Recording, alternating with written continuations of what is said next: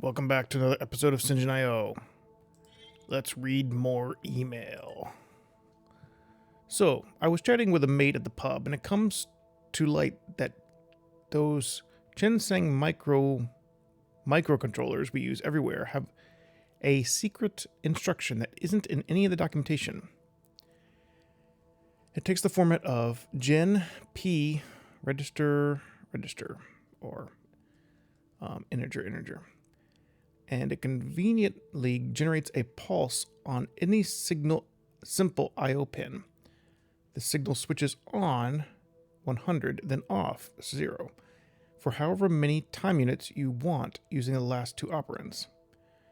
Gen PXY is equivalent to move 100 into P, sleep for X, move 0 into P, and sleep for Y. Bloody hell. I could have been using this all along and saved so many instructions. Did you know about this? Yes, actually it is in the documentation, the Chinese version. Just like the at conditional. The what? It seems many instructions are not translated yet. Putting an at symbol at the beginning of an instruction causes it to execute only once.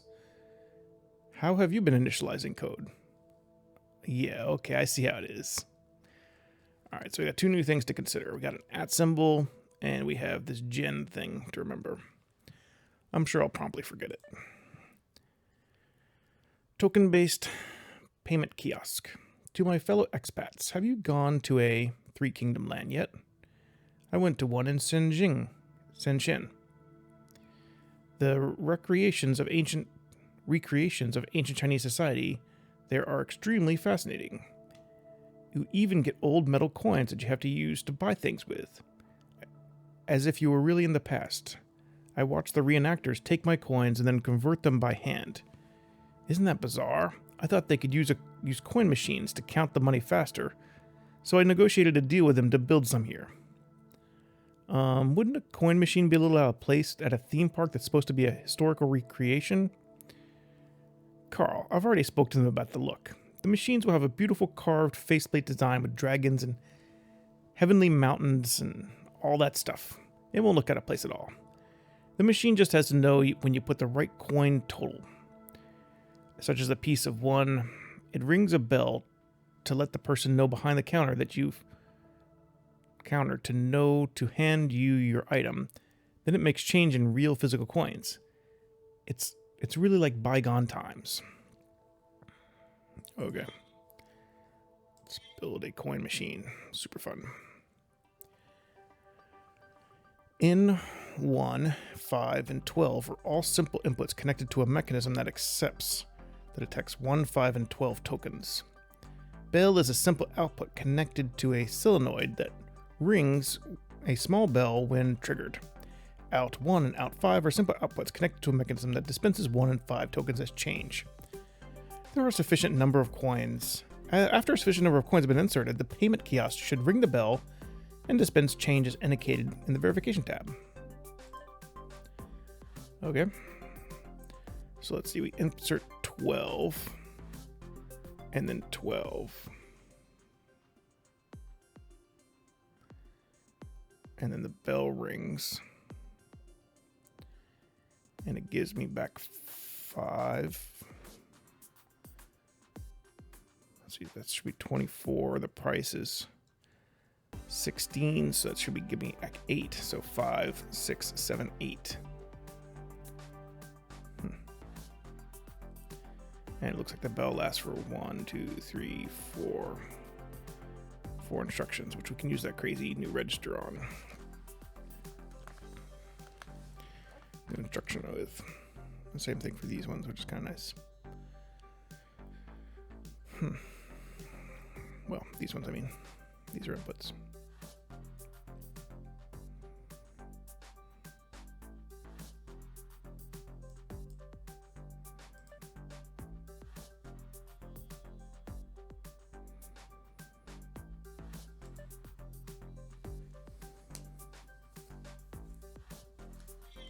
Oops, sorry.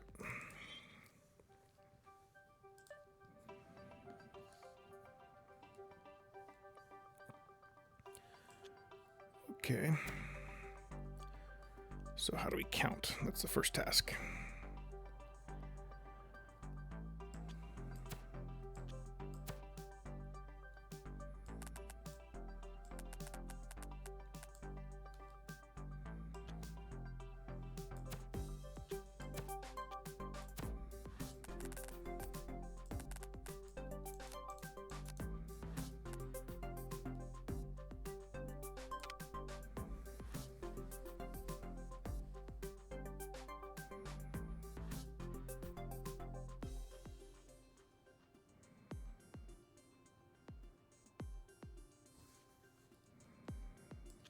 Because I don't think we can use this one. Maybe you can. I should just rig it up and see if you can. Because that would make things easier. See what happens.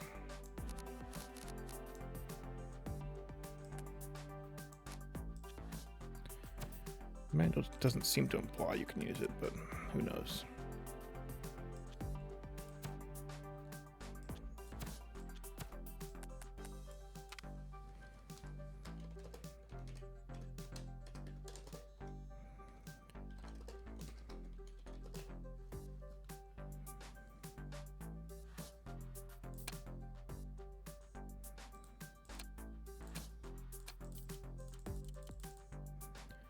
So we got 100, 100, lots of zeros. Guess it is working. 1, 10. Yeah, I guess it is working. The manual's just not very good at explaining how this thing works. Because the manual clearly says if we jump to, well, not clearly, if we jump to DX300, this thing, see, it doesn't, see, it says usage write any of these, and then read. Oh, I see. So read any X bus to get a state that captures the pins, write into any X bus to change the state of the pins. All right, so never mind. Okay.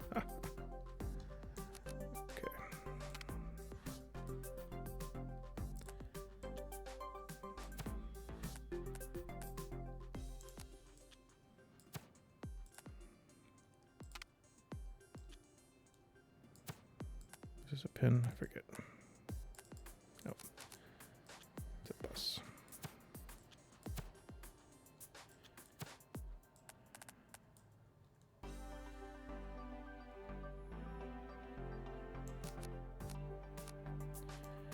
I might want this one. What do I need to output? I need to output.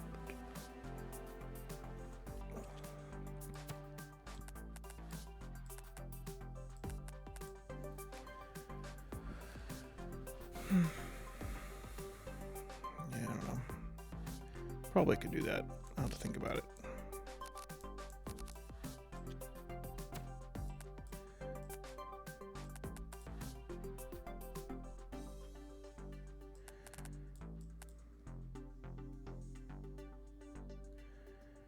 Yeah, I think we want to try this one. Let's copy this to over here. Because this one will give me more buses to mess with.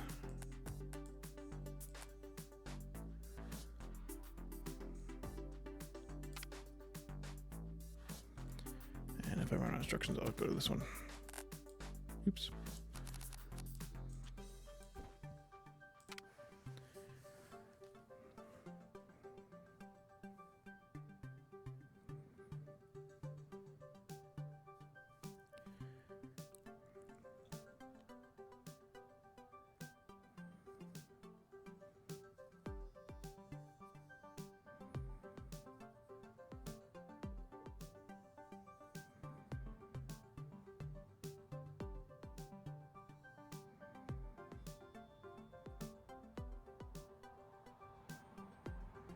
Okay, so into ACK we can use one of those instructions to isolate the digit. See, this DGT instruction gives us in ACK, it changes ACK from this to this.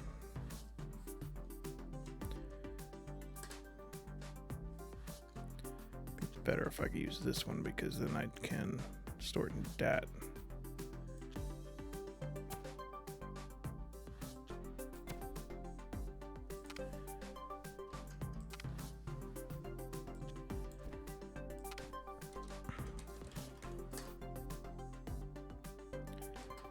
DGT dat.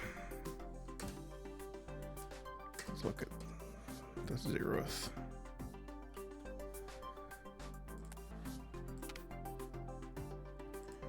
Too many operands. Oh, that doesn't actually work.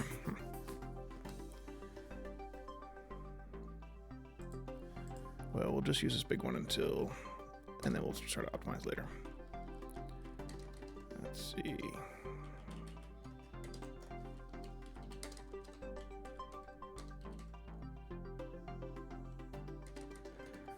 Move dat to ACC.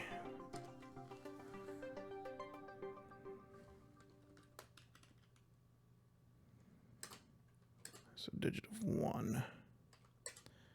So the 1 should be a 1's number. So digit of 2. Which is that last guy. Let's see.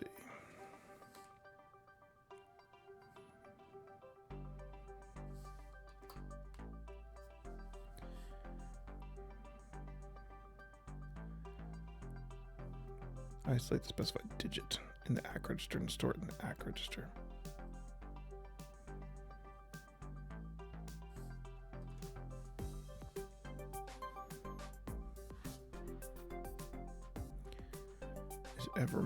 Is there ever more than one digit at a time? No, looks like the inputs are always single, one at a time. So I never will. I either have 100.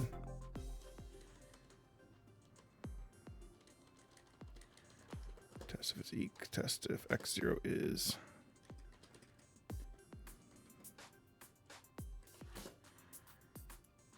At 12.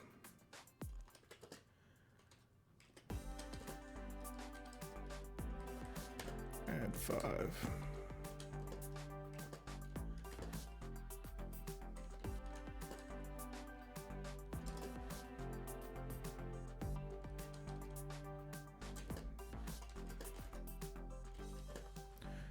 We'll move it into dat just to test it. Okay, let's see. It's 0 now, so nothing should happen. Yep. So now it's at 12.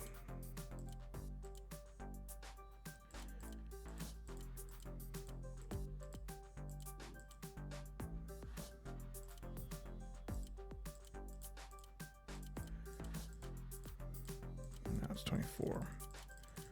That's correct. We need to reset it to 0 at some point.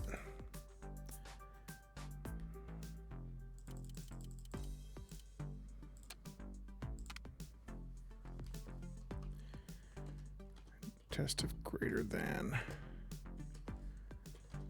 x. Test if x ACC is greater than x1. If it is, move 0 into ACC. But before we do that, we got to move ACC into x3 maybe. And then, like, assuming there's something else that goes here.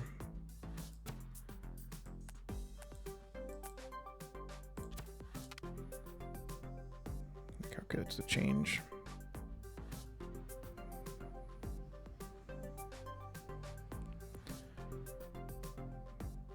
So we'll keep accumulating all the values until it's greater than ACC.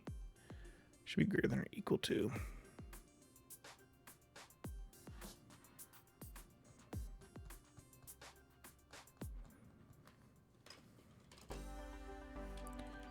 I don't know how you subtract. Let's see, move -1. Move -1 DAC.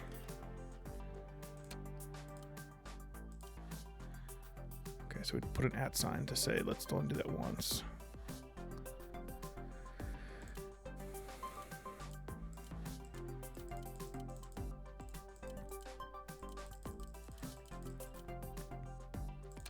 I think we want to make it a +1, right? Maybe. Yeah, something like that. I don't know. Yeah, because we want it to be greater than. So we've only entered 24, but we are looking for greater than this number. And if this was 24, I wanted to test true.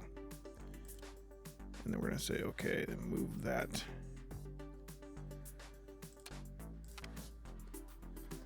Then let's subtract 1.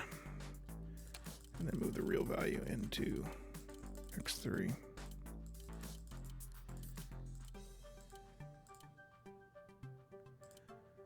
Okay.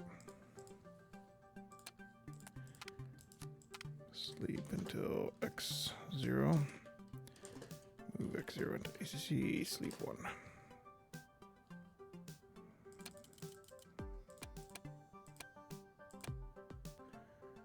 Okay, so I got it. I got 24. But you don't want to subtract. You don't want to give it 24. You want to subtract x1. So give it 8. 8 is the right number. Making good progress. There's our 8, which is how much change we need to give out.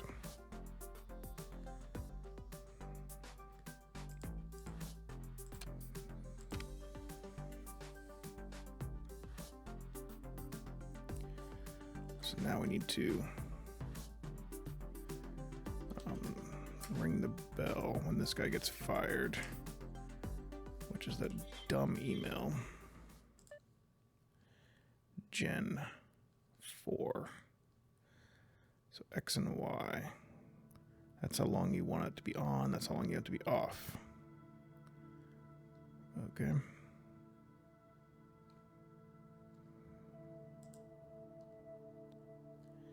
And P is the register.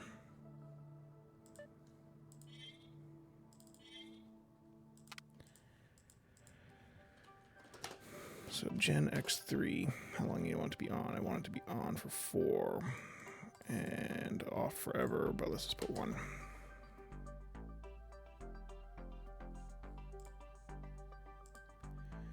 Not a simple pin.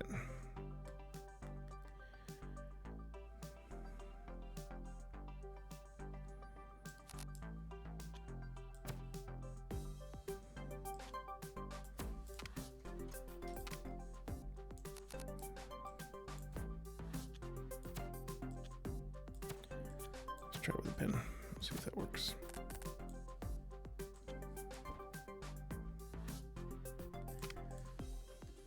P1.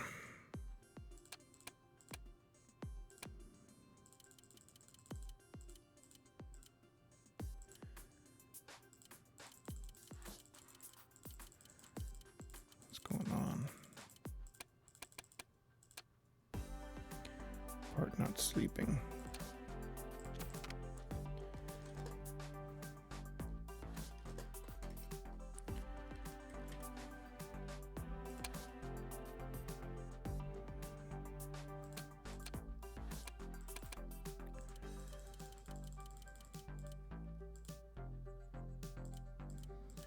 Like it stops the processor from doing anything. Yeah, so it's not really what we want. At least not in this case. Might be okay for down here, but it's not okay up here in this one.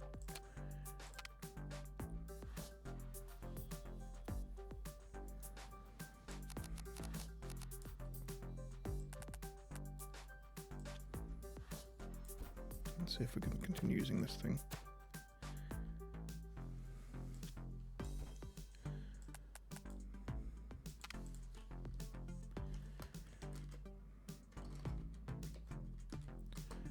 I'll just comment that out.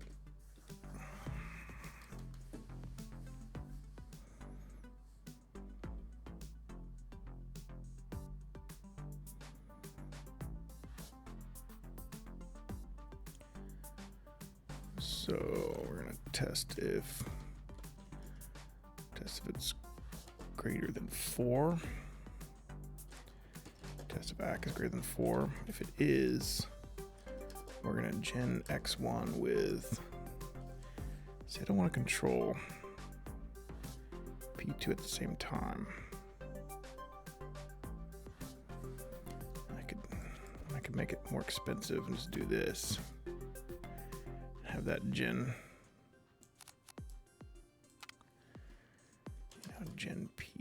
1, 4, 1. I guarantee this is not optimal, but it will work.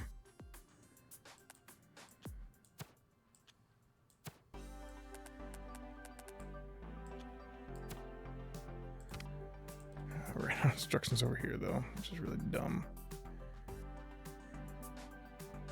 No, I guess I don't have to hook it up here. Hook it up to the other one.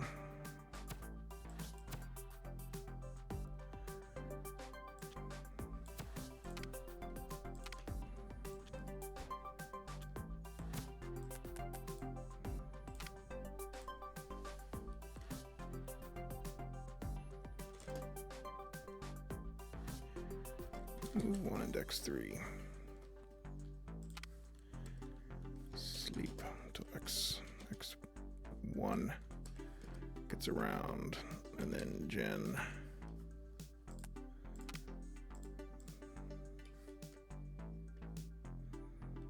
And then I want to gen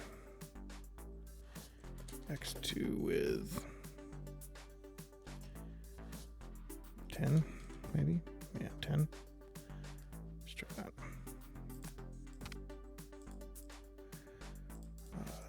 And then, no.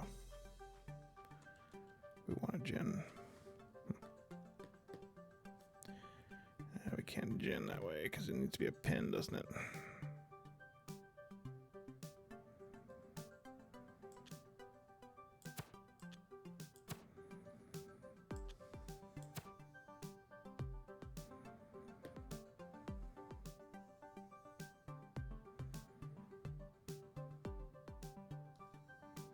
Yeah, that should work. Just put that there.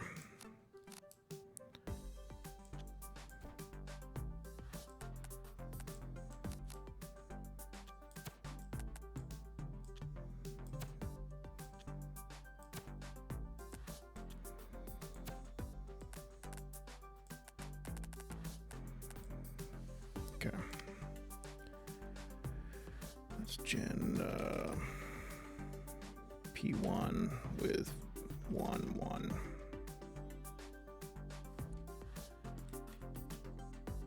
And then subtract 5. Something like that. Pen does not exist. Let's see, move x1.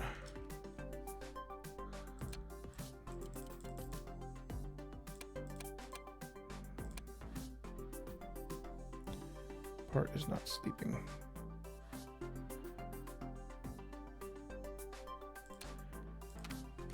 Move x1 into ACC.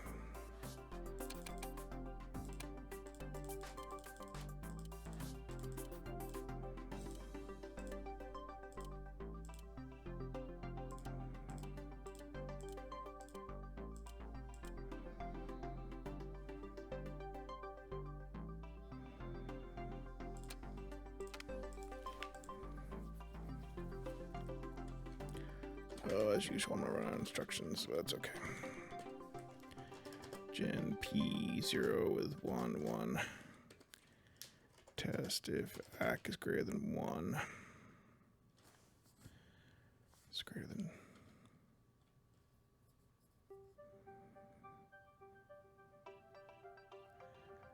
I wonder if sometimes you have to give out multiple 5s. You probably would. Yeah, because if you inserted at $12 and the price was 1, you'd have to give out 2 5s and a 1. I wonder if they test that condition. They probably do.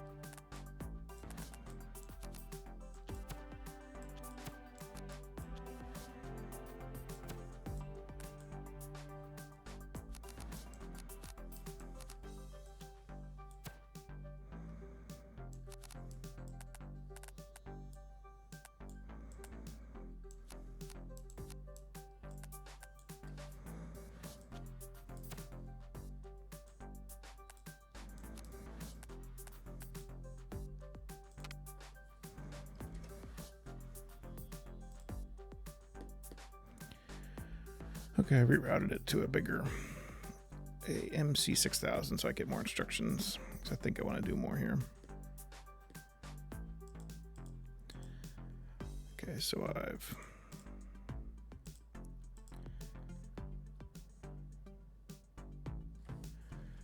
otherwise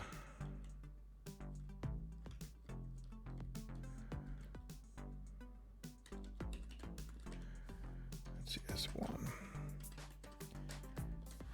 jump to S1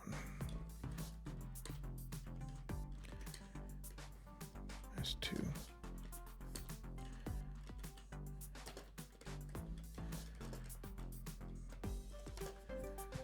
mouse is always moving. Jump to S2.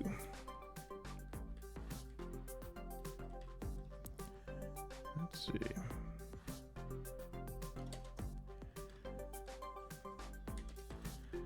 Call these C5. Change 5 and change 1. All right, let's see if how buggy that is.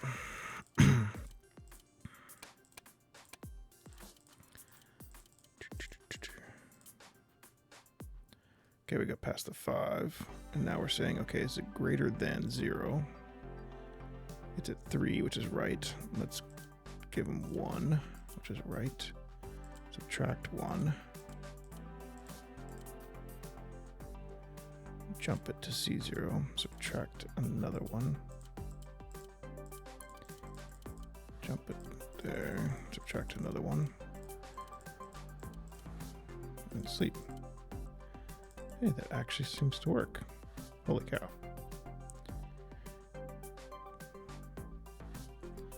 That wasn't too bad. As usual, if this is a completely unoptimal build, I'll do a follow-up episode describing a more optimal build.